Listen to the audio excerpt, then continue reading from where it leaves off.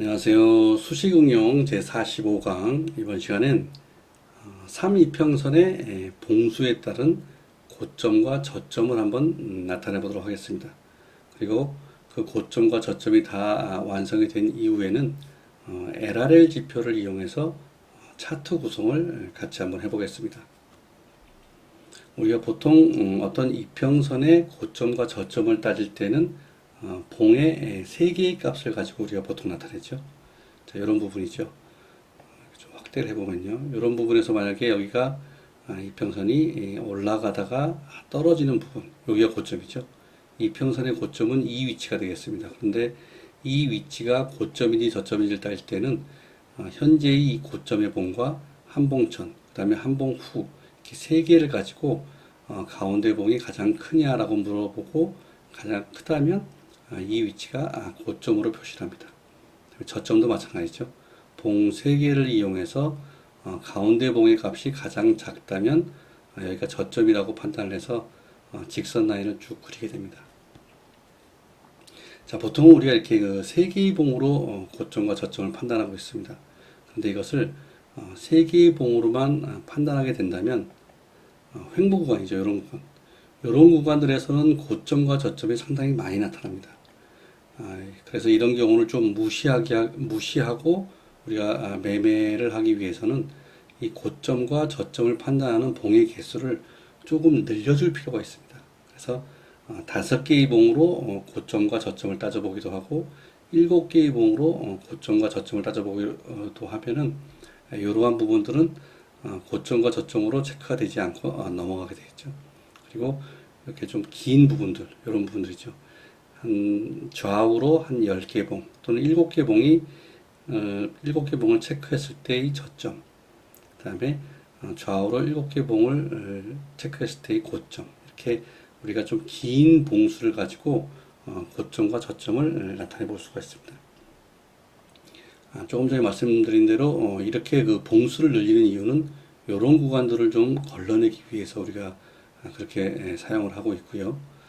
그러한 봉의 개수를 우리가 변수로 입력을 받아서 언제든지 이걸 좀 봉의 개수를 조절할 수 있도록 해서 수식을 만들어 보도록 하겠습니다. 자, 먼저 다시 한번 금방 말씀드린 것을 보여드리면요. 그림으로 한번 보여드리겠습니다. 자, 고점을 따질 때에는 여기 현재는 지금 15개의 봉이 있습니다. 0부터 시작해서 14개의 봉. 자, 15개의 봉 중에서 가운데 봉이 가장 크다고 했을 때 좌측과 우측에 각각 7개의 봉이 있습니다. 자, 이것은 제가 날개라고 얘기를 하고요. 양쪽 날개가 같은 봉의 개수를 가진다고 가정을 하겠습니다. 물론 이것을 좌측은 10개, 우측은 3개 이렇게 할 수도 있습니다. 이것은 조금 수식을 만들 때는 조금 다른 부분들이 있기 때문에 이것은 제가 나중에 또 한번 영상을 만들어 드릴 거고요.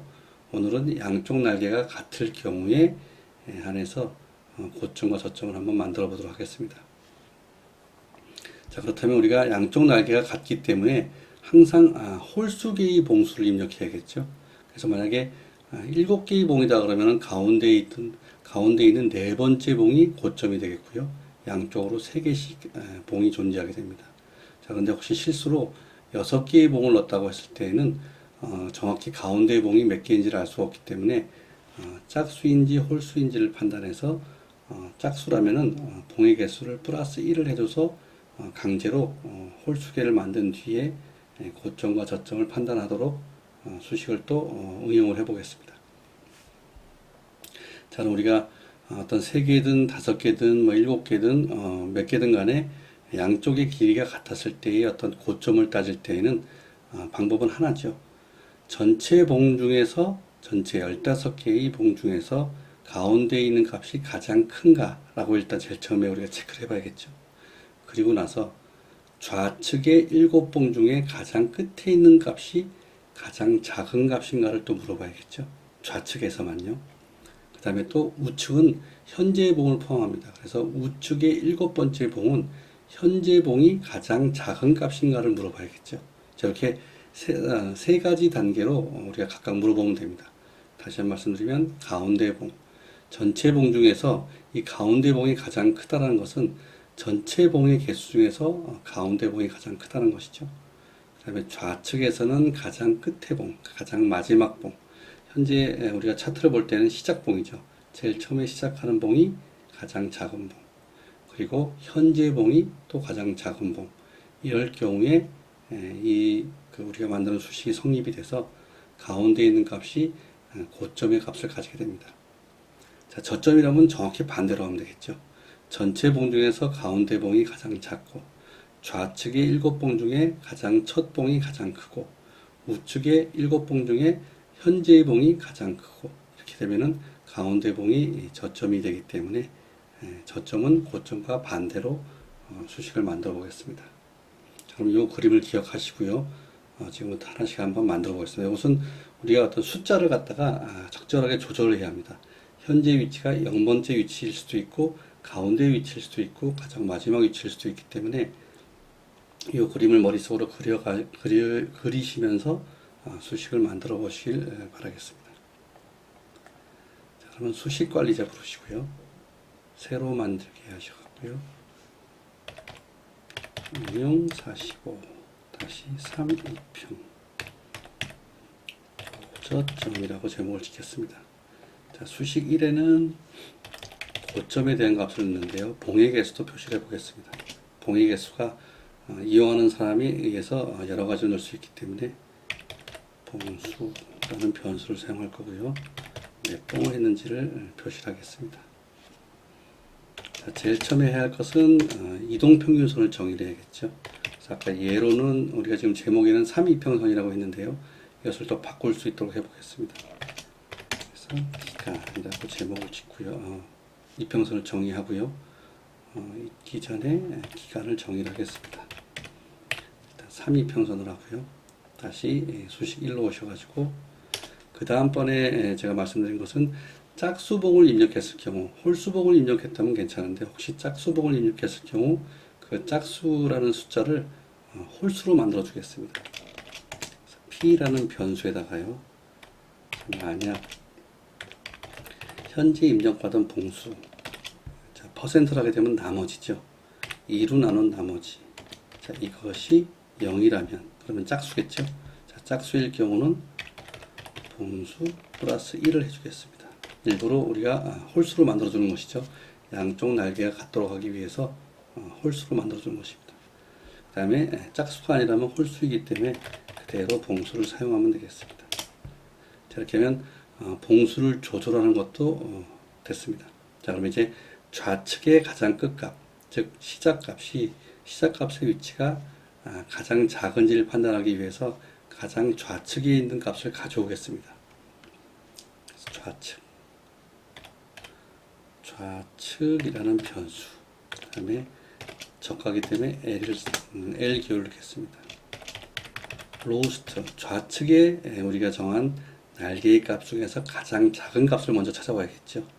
그래서 현재 이평선에 P, 현재 봉수죠. 나누기 2 플러스 1을 하게 되면 가장 끝의 값이 됩니다. 자, 그것을 P 나누기 2의 개수만큼이라고 정의를 내려주면 우리가 왼쪽 날개에 관한 부분에서 가장 작은 이동평균선의 값을 가져오게 됩니다. 다음 우측 값이 필요하죠.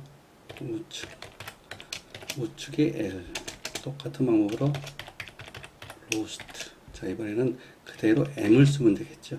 그리고 기간은 P 나누기 2. 자, 혹시나 이 P가 현재 홀수기 때문에 나누기 2를 하게 되면 소수점이 나오게 됩니다. 하지만 우리가 어떤 그 로스트나 하이스트 또는 이동평균선 안에 소수점의 값을 가진 값이 들어가게 되면 소수점 이하의 값은 자동으로 잘리게 됩니다. 그래서 P가 만약에 15일 경우 15 나누기 2를 하게 되면 7.5가 아닌 7만 남게 됩니다. 그래서 우리가 플로라는 함수나 CEIL이라는 함수를 사용하지 않아도 자동으로 정수 부분만 남게 됩니다. 자, 그러면 두 개, 좌측의 가장 작은 값, 우측의 작은 값을 일단 체크를 해놨습니다. 자, 세 번째로 우리가 필요할 것은 이제 전체적인 조건이 필요하죠. 그래서 조건 H라는 그런 변수에다가요. 자, 전체의 봉수 중에 가운데 값이 가장 제일 큰 값이냐라고 물어보겠습니다. 자, 가운데 값은 우리가 M, P 나누기 2를 하면 되겠죠. 현재 가운데 위치에 있는 값이 나옵니다. 자, 이것과 하이스트, 그다음에 M, P. 그럼 전체에서 가장 큰 값과 가운데 값이 같으냐라고 물어보면 되겠죠. 그렇다면은 가운데 값이 가장 큰 값이 되고요. 그리고 두 가지 조건이 더 있죠. 좌측의 가장 작은 값은 제일 처음의 값이 돼야 됩니다. 그래서 다시 한번 그림을 보여드리면요. 왼쪽 중에 가장 작은 값은 제일 끝의 값이 돼야죠. 그 다음에 오른쪽에서 가장 작은 값은 현재의 값이 돼야 됩니다. 자, 이것을 수식으로 표현을 해보겠습니다. 자, M의 P-1 좌측이죠. 우리가 넣었던 봉의 값 7이면은 마이너스 1에서 0, 1, 2, 3, 4, 5 여섯 번째 되는 그런 값이 되겠습니다. 이것이 좌측의 L과 같은가 라고 물어보면 되겠죠. 그리고 또 우측도 똑같이 물어보면 됩니다. 우측은 현재 값이 가장 작아야죠. 그래서 M의 값이 우측의 L과 같은가를 물어보면 되겠죠. 자, 그렇게 되면 조건이 완성이 됐습니다. 자, 조건이 완성이 됐기 때문에 이 조건이 만족할 때의 가운데 있는 값을 출력해라 라고 하면 되겠죠. 그래서 value는 1, 조건의 h가 만족이 됐다면 m의 p 나누기 2 플러스 1의 값을 출력하면 됩니다. 물론 이것을 이렇게 쓰지 않고 하이스트 이 부분을 쓰면 되겠죠. 바로 위에 있는 하이스트 m, p라고 쓰셔도 됩니다. 정확한 위치를 표시하기 위해서 이렇게 그 p 나누기 2 플러스 1이라는 숫자를 써보겠습니다. 이렇게 하면 고점이 다 완성이 됐죠. 그리고 봉수를 처음에는 5봉으로 해보겠습니다. 수식 검증하면 이상이 없죠. 작업 저장. 그리고 저점의 값도 동시에 같이 해보겠습니다. 자, 이것을 그대로 복사하면 되겠죠. 수식 2로 가셔갖고요. 저점도 똑같이 퍼센트 봉수, 퍼센트 봉 표시를 해주고요. 그대로 붙여넣기를 하겠습니다. 자, 고점과 저점은 정확히 반대죠. 하이스트와 로우스트를 다 반대로 돌려놓으시면 됩니다. 자, P까지는 똑같이 사용을 하시면 되고요. 좌측의 L은 좌측의 H를 가져오면 되겠죠. 로우스트 대신 하이스트. 나머지는 똑같고요. 그 다음에 우측에 L 대신 H. 하이스트. 그 다음에 나머지는 똑같고요. 이번엔 조건은 저점에 대한 것이죠. 그래서 조건 L이라는 그런 변수에다가요. 가운데 있는 값이 가장 작아야죠. 로우스트 M, P. 그 다음에 MP-1이 좌측에 H면 되겠죠. 그 다음에 현재의 M의 값은 우측에 가장 큰 값이 되면 됩니다. 그 다음에 조건이 H가 아니고 L이죠. 현재 조건, 저점의 조건을 만족했을 때 가운데 있는 값을 출력해라 라고 하면 되겠습니다. 수식 검증을 해보면 이상이 없죠. 똑같은 수식이기 때문에 이상이 없습니다. 라인 설정하셨고요. 고점은 적색으로, 저점은 검정색으로, 스케일은 가격, 작업 저장, 수식 검증. 자, 이것을 한번 출력을 해보겠습니다.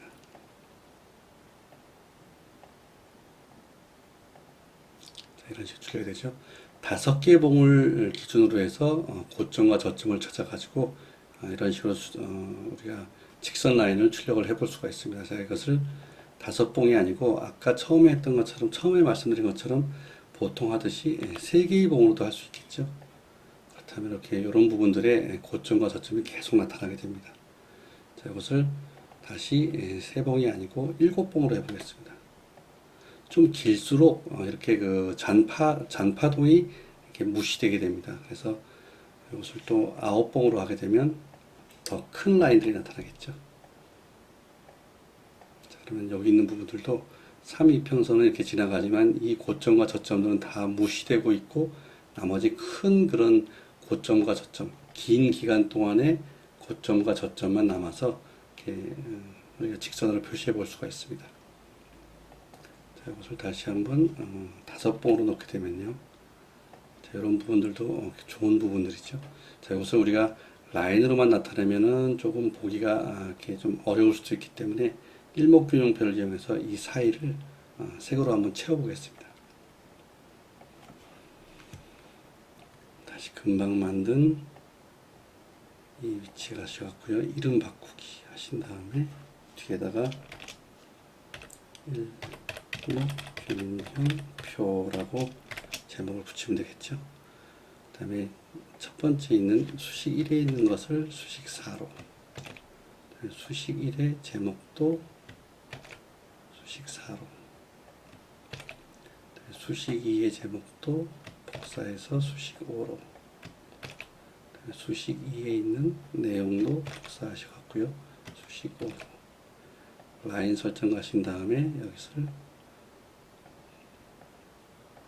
고점과 저점이 이렇게 역전되는 경우도 있겠죠. 그래서 색을 다르게 지정을 해 보겠습니다. 작업 저장 수식 검증. 현재 이것은 일단 지우고요.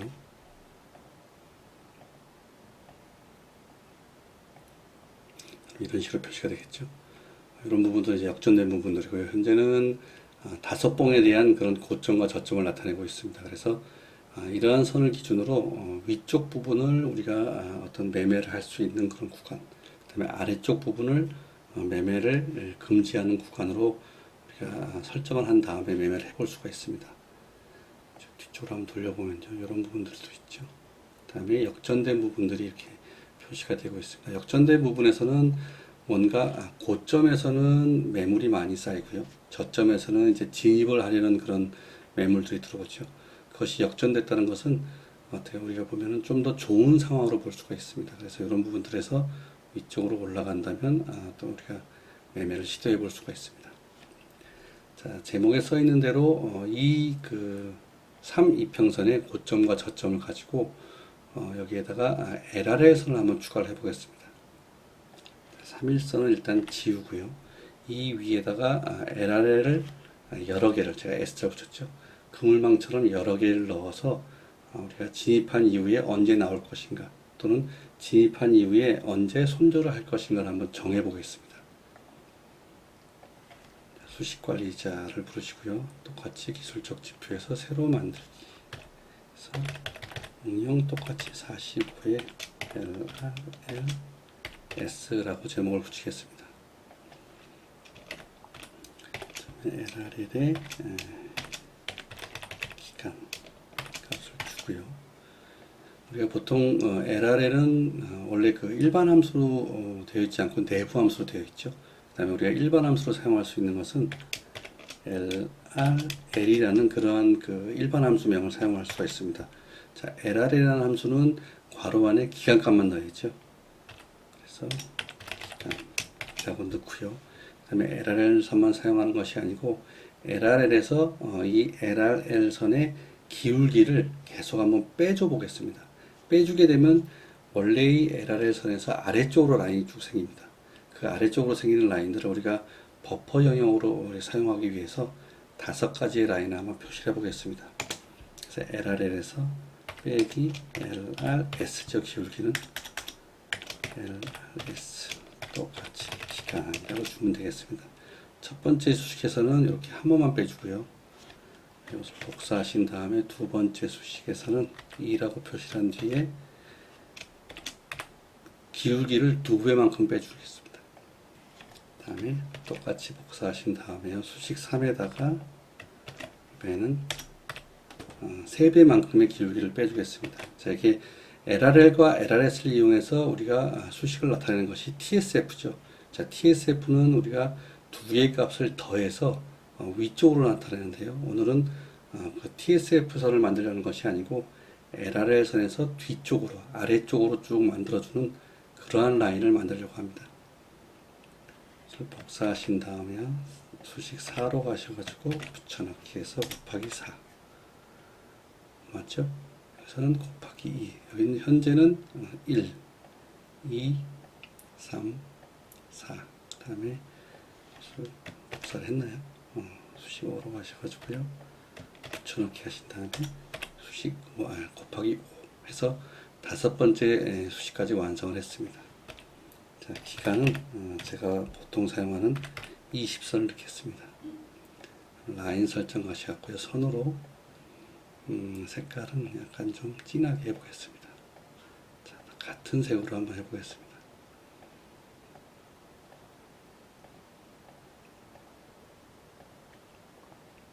다음에 스케일은 가격이죠. 수식 검증, 다음에 작업 저장. 이렇게 하면은 3이평선, 3이평선도 상당히 빠른 이평선이죠. 3이평선과 LRL 20선의 기울기 값을 뺀 그물망을 한번 올려보겠습니다.